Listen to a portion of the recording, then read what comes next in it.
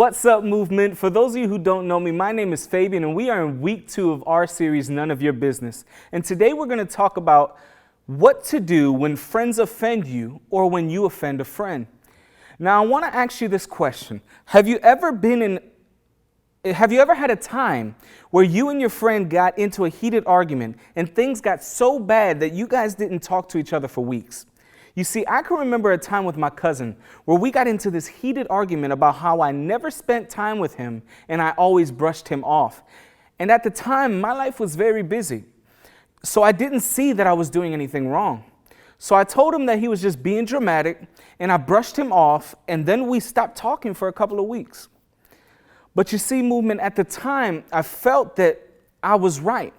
But later on, what I began to realize was, even though I may feel right in this situation, it doesn't mean that my cousin's feelings didn't matter. I can't deny how he felt. You see, a lot of times we get so stuck on how we feel that we forget that the other person has feelings too. Now, I want to read a couple verses that I think can help us figure out what to do in these situations. First is Matthew 18:15 through 17, and this is in the Message version. It says, if a fellow believer hurts you, go and tell him.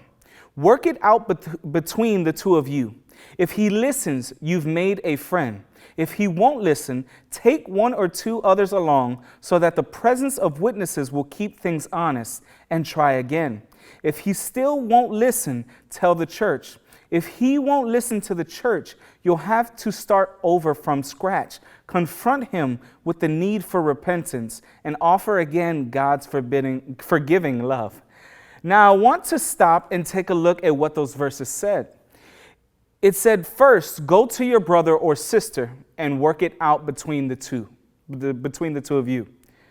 Y'all, the first step of fixing or making the friendship better is to reach out and try and talk to the person that offended you or that you offended.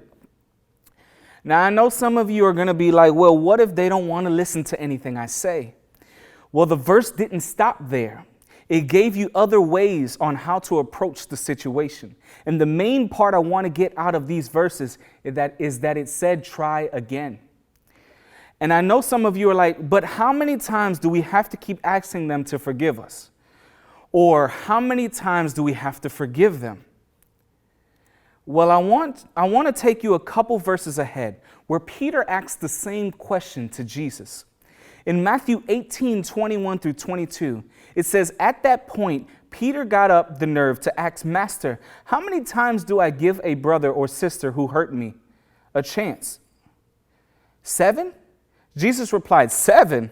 Hardly. Try 70 times 7. Now, why would Jesus tell us to do that?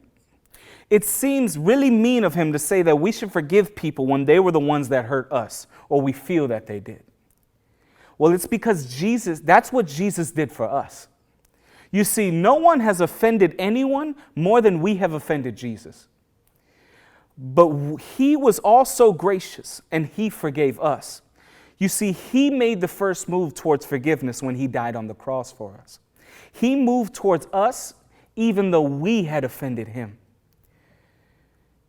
It doesn't matter what we said or did. It didn't matter how many times we messed up. He forgave us. In 2 Corinthians 5:21, it says, God made him who had no sin to be sin for us, so that in him we might become the righteousness of God. Now, what that verse is saying is that he didn't even know if we would choose salvation or not, but he still did it anyways, so that we might come to know him. Not that we will come to know him, so that we might come to know him. Well, right now, we're about to go into a time of small groups, and we're going to be talking about this question. Has a friend ever offended you, and how did you get over it? Well, God bless you, movement, and see you next week.